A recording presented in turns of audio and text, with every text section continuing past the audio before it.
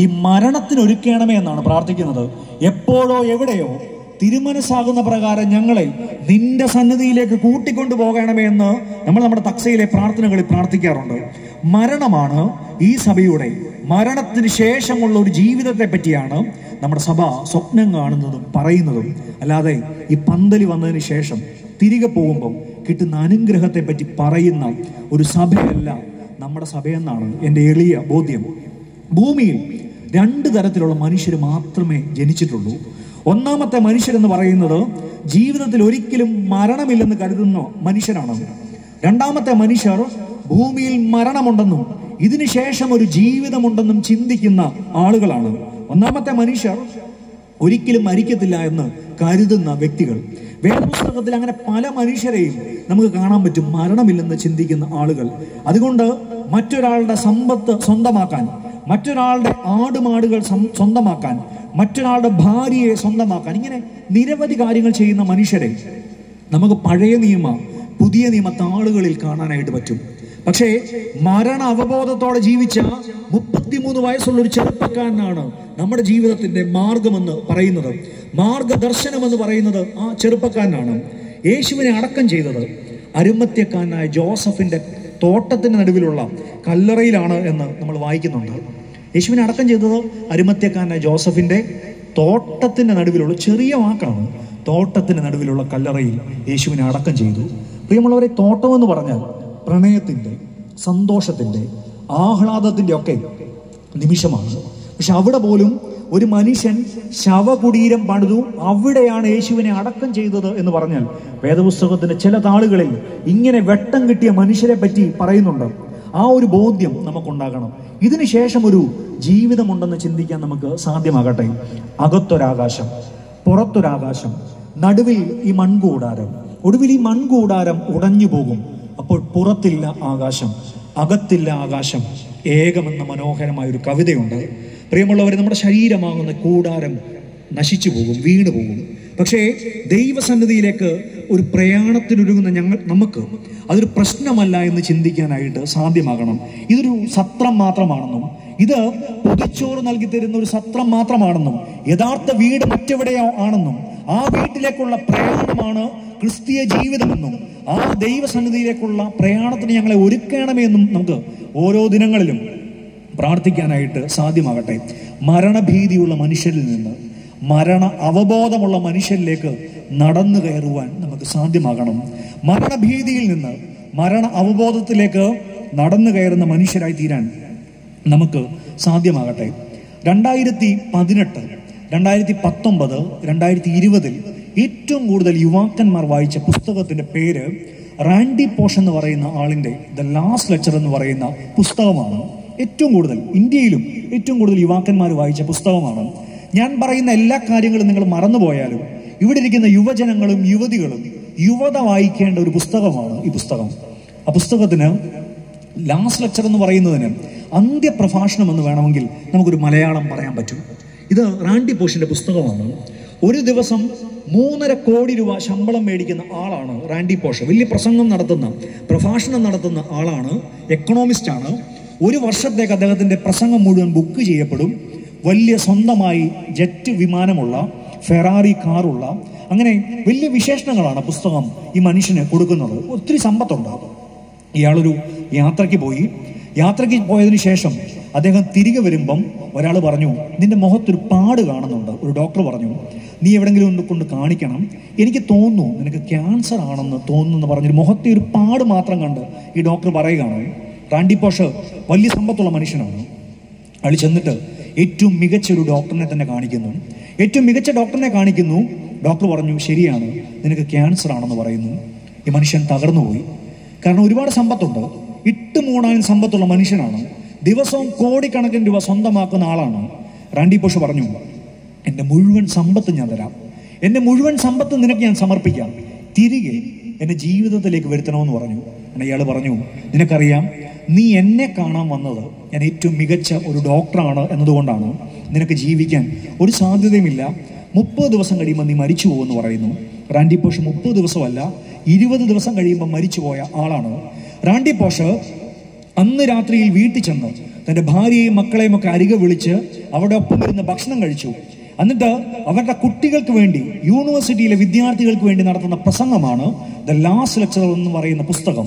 ആ പുസ്തകം എഴുതി നിർത്തുന്ന വാക്കുകൾ എനിക്ക് ഹൃദയത്തോട് ഏറ്റവും ചേർന്ന് നിൽക്കുന്ന മനോഹരമായ വരികളാണ്. എനിക്ക് വായിച്ചിട്ട് മനസ്സിലായത് ഇങ്ങനെയാണ്. റാൻഡി പോഷ് പറയുകയാണ്, ജീവിതമെന്നാൽ ഒരു മെഴുകുതിരിയാണ്. ജനാലയുടെ അരികിൽ കത്തിച്ചു വെച്ചൊരു മെഴുകുതിരിയുടെ പേരാണ് ജീവിതം. എപ്പോൾ വേണമെങ്കിലും ഈ മെഴുകുതിരികൾ അണഞ്ഞു പോയേക്കാം, കാരണം ശക്തമായ കാറ്റ് പുറത്തടിക്കുന്നുണ്ട് എന്ന്. ജീവിതം ഒരു മെഴുകുതിരി മാത്രമാണ്, ശക്തമായ കാറ്റടിക്കുന്നുണ്ട്. എപ്പോൾ വേണമെങ്കിലും ജീവിതമാകുന്ന മെഴുകുതിരികൾ അണഞ്ഞു പോയേക്കാം എന്ന്. 20 വയസ്സിൽ, 50 വയസ്സിൽ, 70 വയസ്സിൽ, 90 വയസ്സിൽ ഇങ്ങനെ ജീവിതമാകുന്ന മെഴുകുതിരികൾ അണഞ്ഞു പോയേക്കാം. പക്ഷേ അണഞ്ഞു പോകുന്നതിന് മുമ്പ് മെഴുകുതിരിക്കൊരു പ്രത്യേകതയുണ്ട്. ചുറ്റും പ്രകാശം നൽകുക എന്ന്, തൻ്റെ അടുത്തുള്ള അതിനൊക്കെ പ്രകാശം നൽകുക എന്ന ഒരു വലിയ ഉത്തരവാദിത്വം കൂടെ അതിനുണ്ട്. പ്രിയമുള്ളവരെ, മറ്റൊരാൾക്ക് പ്രകാശം കൊടുക്കുന്ന, മറ്റുള്ളവരെ ചേർത്ത് നിർത്തുന്ന ആളുകളായി തീരാൻ നമുക്ക് സാധ്യമാകണം. All are responsible for everything and even more. മായ ഏഞ്ചലോയുടെ മനോഹരമായ വാക്കാണ്. ഈ ഭൂമിയിൽ എല്ലാ മനുഷ്യർക്കും ഉത്തരവാദിത്തമുണ്ട്, പക്ഷെ എനിക്ക് അല്പം കൂടെ കൂടുതലുണ്ടെന്ന് ചിന്തിക്കാൻ നമുക്ക് ഈ സന്ധ്യയിൽ സാധ്യമാകട്ടെ. 20-ലോ 10-ലോ 50-ലോ 70-ലോ എപ്പോഴെന്റെ ജീവിതമാകുന്ന മെഴുകുതിരി അണഞ്ഞു പോയാലും നിന്റെ അടുക്കലേക്കാണ് ഞാൻ വരുന്നത് എന്നും, ഞാൻ ജീവിച്ച ദിനങ്ങളിലൊക്കെ പ്രകാശത്തോടെ പ്രകാശം പരത്തി ജീവിച്ചു എന്ന് പറയാൻ നമുക്ക് സാധ്യമാകട്ടെ. അതിന് നമുക്ക് ഇടയാകണം. മരണഭീതിയിൽ നിന്ന് മരണ അവബോധത്തിലേക്ക് കടക്കാനായിട്ട് സാധ്യമാകട്ടെ.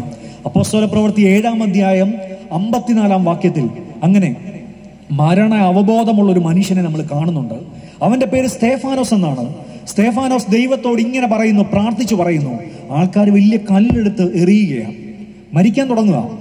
ആളുകൾ കല്ലെറിഞ്ഞ് മരിക്കാൻ തുടങ്ങുന്നതിന് മുമ്പ് സ്തേഫാനോസ് ഇങ്ങനെ വിളിച്ചു പറയുന്നു, സ്വർഗം തുറന്നിരിക്കുന്നതും മാലാഖമാർ കയറുകയും ഇറങ്ങുകയും ചെയ്യുന്നത് ഞാൻ കാണുന്നുണ്ട് എന്ന് പറഞ്ഞ് ജീവനെ വിടുന്നു.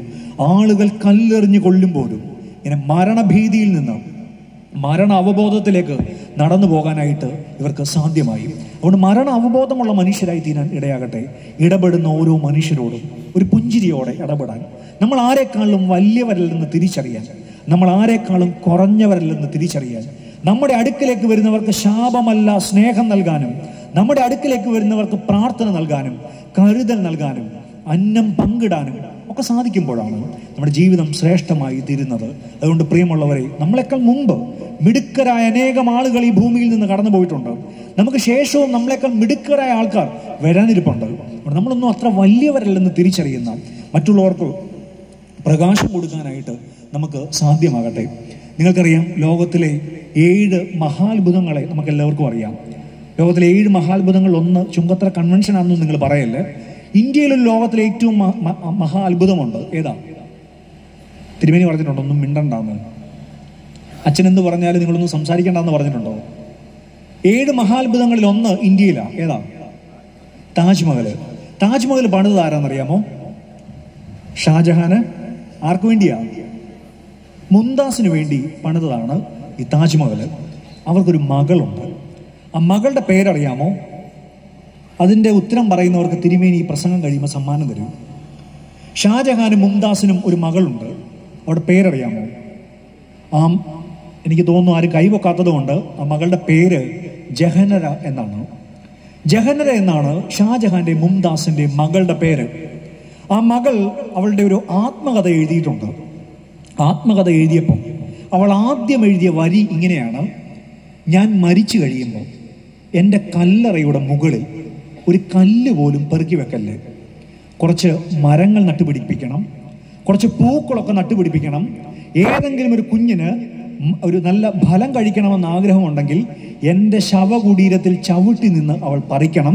ഒരു പൂ പറിക്കണമെന്ന് ആഗ്രഹമുണ്ടെങ്കിൽ എൻ്റെ ശവകുടീരത്തിൻ്റെ മുകളിൽ നിന്ന് അങ്ങനെ അതിൻ്റെ മുകളിൽ നിന്ന് പറിക്കട്ടെ എന്നൊക്കെ പറയുന്ന ജഹനരയുടെ മനോഹരമായ ആത്മകഥ നമുക്ക് വായിക്കാനായിട്ട് പറ്റും. പ്രിയമുള്ളവർ, ഇവരുടെ അപ്പൻ്റെ അമ്മയുടെ പേരാണ് ഷാജഹാൻ മുംതാസ്. ലോകത്തിലെ 7 മഹാത്ഭുതങ്ങളിൽ ഒന്ന് തൻ്റെ പത്നിക്ക് വേണ്ടി പണിത മനുഷ്യൻ. പക്ഷെ മകള് എന്താ ഇങ്ങനെ എഴുതാൻ കാരണം? ഒരുപാട് സമ്പത്തുണ്ടായിരുന്നു, എന്നിട്ടും ആ പെൺകുട്ടി ഇങ്ങനെ എഴുതി വെക്കാൻ കാരണം എന്നാ? അവൾക്ക് ഉറപ്പുണ്ട്, അവളുടെ പിതാവായ ഷാജഹാനെ ഔറംഗസേബ് എന്ന് പറയുന്ന ചക്രവർത്തി തടവിലാക്കുന്നത് ഇതേ ഇടത്താണ്. ജീവിതത്തിൽ ഏറ്റവും ശ്രേഷ്ഠമെന്ന് കരുതിയിരുന്ന, മരണത്തിന് ശേഷവും ഉണ്ടായിരിക്കുമെന്ന് ഒരു വ്യക്തി കരുതിയിരുന്ന അതേ ഇടത്താണ് ആ ചക്രവർത്തിയെ ബന്ദിയാക്കി വെക്കുന്നത്. പ്രിയമുള്ളവരെ, ജീവിതത്തിൽ വെട്ടിപ്പിടിക്കുന്നത്, സ്വന്തമാക്കുന്നത്, നമ്മുടെ ജീവിതത്തിൽ ശ്രേഷ്ഠമെന്ന് കരുതുന്ന ഇങ്ങനെ സ്വന്തമാക്കുന്ന സകല കാര്യവും വിട്ടിട്ട് പോകേണ്ട മനുഷ്യരാണെന്നും മരണശേഷവും മനുഷ്യർക്ക് നന്മയുണ്ടാകണമെന്നും കരുതിയ പിതാക്കന്മാരുടെ ഒരു സഭയിലാണ് നമ്മൾ ജീവിക്കുന്നത്.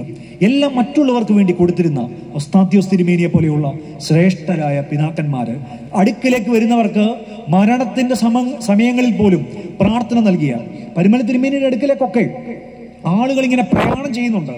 എങ്ങനെയാണ് ഒരു മനുഷ്യൻ വിശുദ്ധിയുടെ പടവുകൾ ചവിട്ടി കയറിപ്പോയത്? പരിമല തിരുമേനി എപ്പോഴും പ്രാർത്ഥിച്ചത് കൊണ്ടല്ല പരിമല തിരുമേനിയെ വിശുദ്ധനെന്ന് നമ്മൾ പറയുന്നത്. വലിയ വേദന ഉണ്ടാകുന്ന സമയത്തും തോർത്തെടുത്ത് വയറിൽ കെട്ടിയിട്ട് ഒരു കുഞ്ഞിന്റെ തലയിലേക്ക് കൈവച്ച് പ്രാർത്ഥിക്കാനായിട്ട് കാണിച്ച നല്ല മനസ്സ്, ഒരു മോതിരം താഴേക്ക് വീണപ്പോൾ അതെന്റെ കുറവാണെന്ന് പറഞ്ഞ് ആ ദമ്പതികളെ ചേർത്ത് നിർത്താൻ കാണിക്കുന്ന വലിയ മനസ്സ്, ജീവിതത്തിനപ്പുറവും അവർ ജീവിക്കാൻ കാരണം ഇടപെട്ട മനുഷ്യരോട്, കണ്ടുമുട്ടിയ ഓരോ പുല്ലിനോടും പുൽക്കൊടിയോടും പുൽക്കൊടികളോടും പോലും വളരെ സ്നേഹത്തോടെ സൗമ്യമായി പെരുമാറുവാൻ, കരുതലോടെ പെരുമാറുവാൻ അവർക്ക് സാധ്യമായതുകൊണ്ടാണ്. മരണ അവബോധമുള്ള മനുഷ്യരായിരുന്നു. ഇതുകൊണ്ട് ജീവിതം തീരത്തില്ലെന്നും ഇത് ജീവിതത്തിന്റെ അവസാനമല്ലെന്നും ഇതിനപ്പുറം ഒരു ജീവിതമുണ്ടെന്നും അവർ ഉറക്കെ വിശ്വസിക്കുകയും ഉറക്കെ പറയുകയും ചെയ്യാനായിട്ട് സാധ്യമായി. 1 കൊരിന്ത്യർ 15-ാം അധ്യായത്തിൽ നമ്മൾ ഇങ്ങനെ വായിക്കുന്നു: ഹേ മരണമേ, നിന്റെ ജയം എവിടെയാണ്? ഹേ മരണമേ, നിന്റെ വിഷമുള്ള എവിടെയാണ്? യവന തത്വശാസ്ത്രത്തിൽ വിശ്വസിക്കുന്ന ഗമാലിയേലിന്റെ പാദപീഠത്തിൽ ഇരുന്ന് പഠിച്ചു എന്ന് പറഞ്ഞാൽ മരണത്തിനെതിരെ എപ്പോഴും തർക്കിച്ചുകൊണ്ടിരുന്ന ഒരു ചെറുപ്പക്കാരൻ പറഞ്ഞു: ഹേ മരണമേ, നിന്റെ ജയം എവിടെയാണ്? ഹേ മരണമേ, നിന്റെ വിഷമുള്ള എവിടെയാണ്? കാരണം അവൻ അപ്പോഴും ഉറപ്പുണ്ടായിരുന്നു, മരണത്തിനപ്പുറം അവനെ കാത്തിരിക്കുന്ന ക്രിസ്തുവുണ്ടെന്നും ക്രിസ്തുവിന്റെ സ്നേഹമുണ്ടെന്നും. ഈ സന്ധ്യയിൽ ഈ കൺവെൻഷന്റെ പന്തൽ വിട്ട് നിങ്ങൾ പോകുമ്പം നിങ്ങൾ ഉറപ്പിച്ച് മനസ്സിൽ പറയണം, നാളെ എപ്പോഴും വേണമെങ്കിലും നിങ്ങളെ തേടി വരുന്ന ഒരു മരണമുണ്ടെന്നും. ആ മരണം കൊണ്ടുപോകുമ്പം നമ്മുടെ മനസ്സിൽ വെട്ടിപ്പിടിച്ചതിന്റെ പേരല്ല, സ്വന്തമാക്കിയതിന്റെ പേരല്ല, ഇത്രയും ഉണ്ടാക്കിയെന്ന് പറയുന്നതിന്റെ ഒന്നും പേരല്ല, വിട്ടുകൊടുത്തതിന്റെ പേര് അത് ചിന്തിക്കുവാൻ, അത് പറയാനായിട്ട് നിങ്ങൾക്ക് സാധ്യമാകണം. Who will cry when you die എന്ന് പറയുന്ന റോബിൻ ശർമ്മയുടെ മനോഹരമായ ഒരു പുസ്തകമുണ്ട്. നീ മരിച്ചു കഴിയുമ്പം ആര് കരയും എന്ന്. ഇത് ഞങ്ങളെല്ലാവരെയും നിങ്ങളെയും ഒക്കെ ഏറെ ചിന്തിപ്പിക്കേണ്ട വാക്കാണ്. നമ്മൾ ജീവനോടിരിക്കുമ്പം നമ്മളെ ആളുകൾ ഇങ്ങനെ നല്ല കാര്യങ്ങളൊക്കെ പറയും, പക്ഷെ നമ്മൾ മരിച്ചു കഴിഞ്ഞാൽ നമ്മളെ ആര് ഓർത്തിരിക്കും? Who will cry when you die. നീ മരിക്കുമ്പം നിന്നെപ്പറ്റി ഓർത്ത് ആര് കരയുമെന്നാണ് ഈ മനുഷ്യൻ ചോദിക്കുന്നത്. അദ്ദേഹം പുസ്തകം ആരംഭിക്കുന്നതിന് ഒരു ചോദ്യം ചോദിച്ചാണ്: നിങ്ങൾ മരിച്ചു കഴിയുമ്പം നിങ്ങളുടെ വീടിൻ്റെ നടുത്തലത്ത് നിന്ന്, നിങ്ങളുടെ വീടിനകത്തിരുന്ന് ആളുകൾക്ക് നിങ്ങളെപ്പറ്റി പറയാനുള്ള വാക്ക് എന്താണ്? പിശുക്കനായ മനുഷ്യനെന്നാണോ?